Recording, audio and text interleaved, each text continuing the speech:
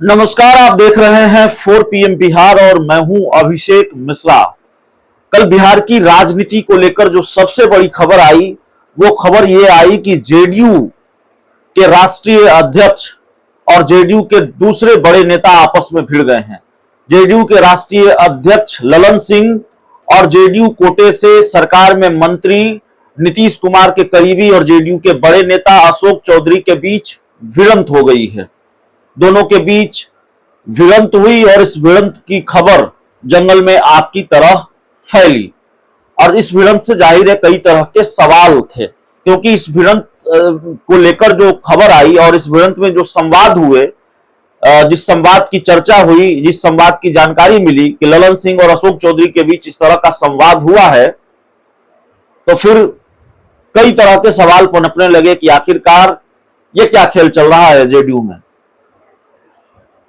JDU कोटे के मंत्री अशोक चौधरी अपनी ही पार्टी के राष्ट्रीय अध्यक्ष से भिड़ जाते हैं, उनको पलटकर जवाब देते हैं, तो जाहिर तौर पर जेडीयू में सब कुछ ठीक नहीं है, ये इस बात के संकेत तो देता है। लेकिन इस टकराव को लेकर, इस टकराव की खबर आने के बाद कोई प्रतिक्रिया जेडीयू के राष्ट्रीय अध्यक्ष ललन सिंह की तरफ से तो नहीं आई है, लेकिन अशोक चौधरी की तरफ से जरूर आई है। जेडीयू कोटे के मंत्री अशोक चौधरी ने टकराव की खबर को खारिज किया है, कहा ऐसा फालतू बात है, हम काहे के लिए भिड़ जाएंगे। लेकिन भिड़ंत की खबर तो आई और जाहिर है राजनीति में बिना आग लगे धुआं उठता नहीं है और अशोक चौधरी ये स्वीकार कर लेंगे, ललन सिंह ये स्वीकार कर लेंगे कि भिड़ंत हुई है, बहस हुई है। ये तो होता नहीं है राजनीति में। दोनों बड़े परिपक्व नेता हैं, नीतीश कुमार के विश्वास पात्र सिपाह सलारों में से हैं, तो जाहिर है स्वीकार नहीं करेंगे और अशोक चौधरी ने भी वही किया है, इनकार किया है, ऐसी कोई भिड़ंत नहीं हुई है, ये सब फालतू बात है। लेकिन भिड़ंत की खबर कल आई और अब जिस तरीके से लगातार इस भिड़ंत की चर्चा चल रही है, आने वाले कई दिनों तक इस भिड़ंत को लेकर जेडीयू के अंदर गर्माहट बनी रहेगी, क्योंकि भिड़ंत किसी दो नेताओं के बीच नहीं है, भिड़ंत दो कद्दावर नेताओं के बीच है।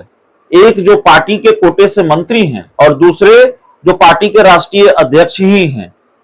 तो फिर कई तरह के कयास भी लगाए जा रहे हैं, कई तरह की चर्चाएं भी हो रही हैं कि क्या ये सब कुछ नीतीश कुमार के इशारे पर हुआ, क्या ललन सिंह और नीतीश कुमार के बीच भी सब कुछ ठीक नहीं है, और क्या जेडीयू में ऐसा कुछ चल रहा है, नीतीश कुमार के कुछ करीबी नेता किसी फैसले को लेकर या कोई किसी काम को लेकर ललन सिंह के इजाजत की जरूरत नहीं समझते, उनके आदेश के मोहताज नहीं है, सीधे नीतीश कुमार से बात होती है ऐसे नेताओं की और वो अपना काम करते हैं, वो फैसला लेते हैं नीतीश कुमार से बात करने के बाद, और ये चीज ललन सिंह को नागवार गुजर रही है। कई बार ललन सिंह और नीतीश कुमार के बीच के रिश्ते सामान्य नहीं है, ऐसी खबरें भी आती हैं।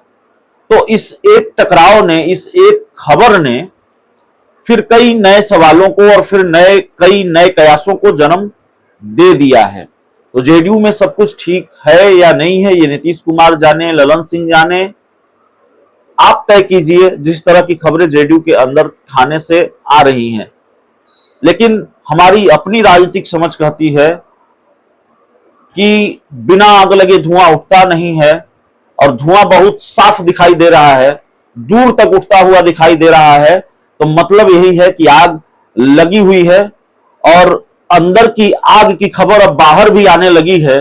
तो धीरे धीरे तस्वीरें और साफ होंगी, आग कहां तक लगी है, कितनी दूर में फैली हुई है और इस आग की तपिश कौन कौन महसूस कर रहा है और इस आग से क्या क्या खाक हो सकता है जेडीयू के अंदर, ये सब कुछ पता चल सकता है आने वाले दिनों में।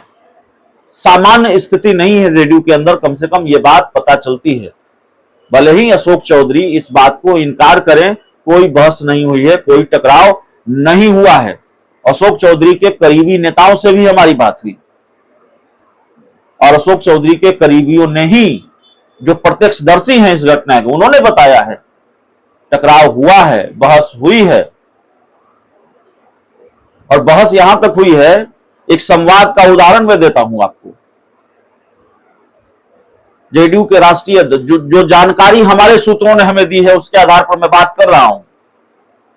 जेडीयू के राष्ट्रीय अध्यक्ष ने अशोक चौधरी से पूछा कि क्या बात है, बहुत जमुई जा रहे हैं, बरबीघा जा रहे हैं, वहां के विधायक असहज हो रहे हैं।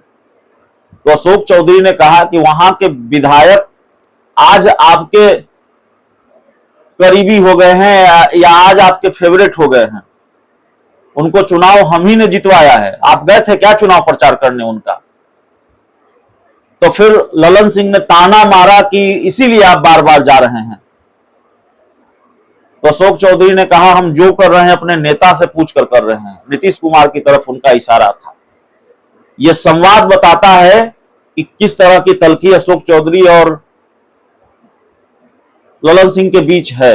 और जब यह बहस हो रही होगी तो वहां नजारा क्या हो रहा होगा, क्योंकि बहुत से प्रत्यक्षदर्शी वहां थे और उन्हीं प्रत्यक्षदर्शियों में से किसी एक की जानकारी के आधार पर मैं ये बात बता रहा हूं। विधानसभा प्रभारियों की बैठक थी कल मुख्यमंत्री आवास में, और जाहिर है जेडीयू के बहुत से विधानसभा प्रभारी वहां मौजूद थे, जिनमें से बहुतों की मौजूदगी में यह घटनाक्रम सामने आया। जाहिर है जेडीयू के नेता जो वहां मौजूद रहे होंगे वो भी बहुत हैरान हो रहे होंगे। उनको भी हैरानी हुई होगी कि जेडीयू के राष्ट्रीय अध्यक्ष ललन सिंह को कोई पलटकर जवाब दे सकता है। जेडीयू के राष्ट्रीय अध्यक्ष ललन सिंह को कोई पलटकर वो कह सकता है जिसकी उम्मीद उन्होंने न की होगी।